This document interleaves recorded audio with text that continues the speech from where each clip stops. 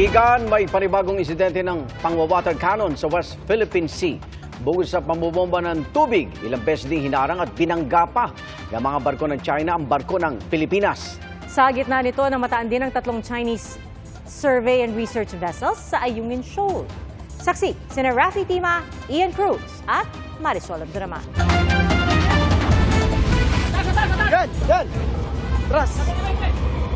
Ganito kalakas ang pag-water cannon ng China sa BRP Dato Bangkaw ng BFAR. Kasama noon ng Dato Bangkaw ang BRP Bagakay ng Philippine Coast Guard para sa maritime patrol at pamamahagi ng pagkain at diesel sa mga mangingisda.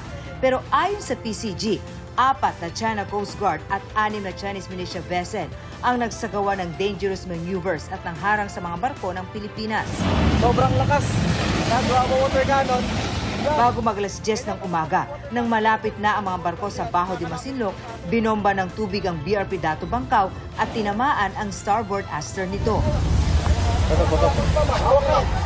Habang tuloy sa pag-water cannon, nagkabanggaan ang China Coast Guard at ang BFAR vessel. Nangamoy, nangamoy. Yan. Ayon sa National Task Force for the West Philippine Sea, napinsala ang ilang aparato ng barko, kabilang ang electrical navigation at radio systems nito, matapos ito bombahin ng tubig ng di bababa sa 8 beses. 3 beses din itong binangga ng CCG at Maritime Militia. Balik po ka, balik po. Balik tayo. Balik up. Sakuha namang ito mula sa PCG.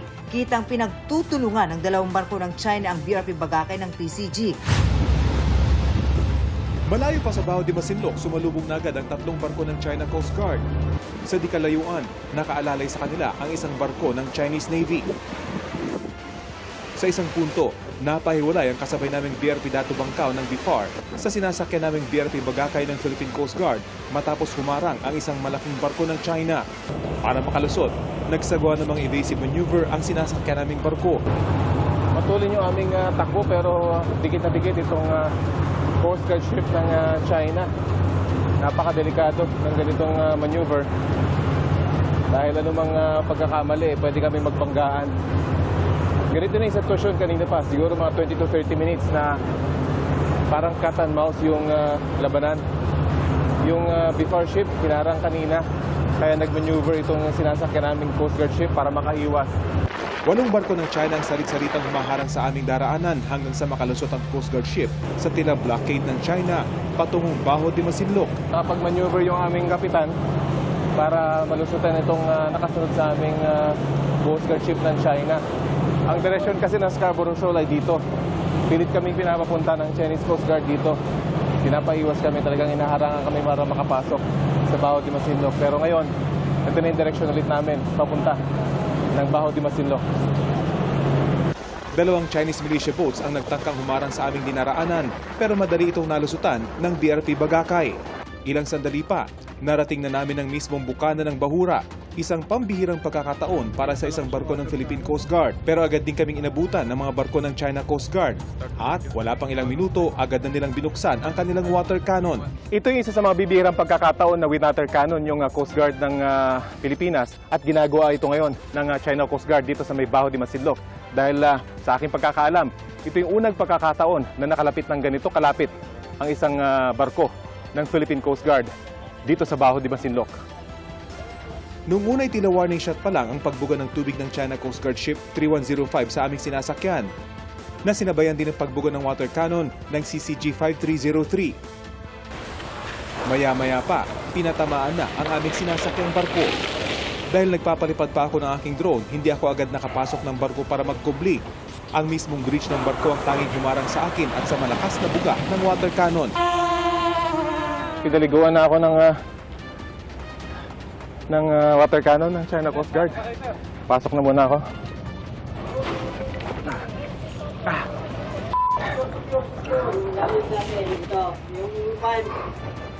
Tumagal pa ang magkabilang pag-water cannon ng China Coast Guard sa aming sinasakyan habang nagmamaniobra ang kapitan para iiwas ang mahalagang gamit sa labas ng barko. Tuloy-tuloy pa rin yung pag-water cannon ng China Coast Guard dito sa aming sinasakyang Philippine Coast Guard ship. Sa sobrang lakas ng kanilang water cannon, ramdam mo talaga yung uga dito sa may loob pilot house. Natigil ang pansamantalang pagbuga nila ng tubig matapos ang ilang ulit na pagradyo ng Philippine Coast Guard sa mga dayuhan. Stop your water cannon. You are posing danger to our vessel. This is against the international and Philippine national laws. Over. Sa lakas ng water cannon na ibinuga ng China Coast Guard, nasira ang kaliwang railing ng BRP Bagakay, kabilang na ang LED panel na nakakabit dito. Ang canopy sa likuran ng barko, nagkayo-piupi rin at hindi na raw mapapakinabangan. Pero hindi pa pala tapos ang China Coast Guard sa pagbuga ng kanilang water cannon. Close! Sarado! Pasok kayo! Pasok! Hindi tumigil ang China Coast Guard hanggang sa lumayo sa Baho de Masinloc ang sinasakyan naming barko. At kahit palayo na kami sa bahura, patuloy pa rin sumunod ang mga barko ng China. Sa tuwing tumitigil ang aming barko, binubuksan nila ang kanilang water cannon na tila babala sa amin na lumayo na. Dahil sa pag-water cannon ng China Coast Guard, hindi na natuloy ang resupply mission ng BFAR sa mga mangisdang Pinoy sa Baho de Masinloc. Pero tiyak daw, babalik ang mga barko ng Pilipinas para tulungan ang mga Pinoy na nagpupumilit pa rin mabuhay at makapangisda sa lugar na dekada na nilang pinagkukunan ng kabuhayan. Ayon sa PCG, muling nagkabit ang China Coast Guard ng 380-meter na floating barrier para harangan ang entrada ng Panatag Shoal. Ang pinsalang tinamo ng mga barko ng Pilipinas, patunay raw ng malakas sa water pressure na ginagamit ng China sa pangaharas.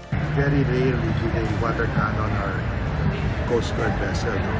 So this could be an escalation in that sense, and I relate this to bring back. Ayon sa China Coast Guard, pinalayas nila ang mga barko ng Pilipinas na nangihimasok nila sa Baho de Masinloc na tinatawag nilang Huangyan Island. Profesional at alinsunod daw sa batas ang kanilang ginawa at binaliwala raw ng Pilipinas ang kanilang mga babala. Ang Amerika naman nangako ng suporta sa Pilipinas bilang kaalyado nito sa pagtataguyod ng freedom of navigation at international law. Bago ito, wala pa noong nakarang linggo, na mataan din sa dagat na sakop ng Bicol Region ang isang Chinese flag research vessel. 3 Chinese survey and research vessels ang namataan naman sa Ayungin Shoal kahapon. Proving that they are not deterred, they are not scared by what is happening in the West Philippine Sea. Sa gitna pa rin ito ng pagpapatuloy ng palikatan exercises. Mula sa sinasakyang BRP Davao del Sur, lumipat ang mga Marines at Navy sa 2 Landing Craft Utility o LCU. Nang tanaw na ang mainland Palawan, kumalas na ang LCU sa barko.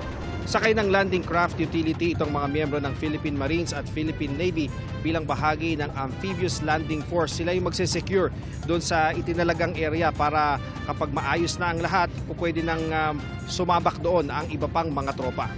Launch the landing force! Launch the landing force! Paglapit sa isang beach sa Kampong Ulay sa bayan ng Rizal, binuksan ang landing craft. At dahil low tide noon at hindi nakadikit ang landing craft, lumusong sa dagat ang mga sundalo para makarating sa Pampang.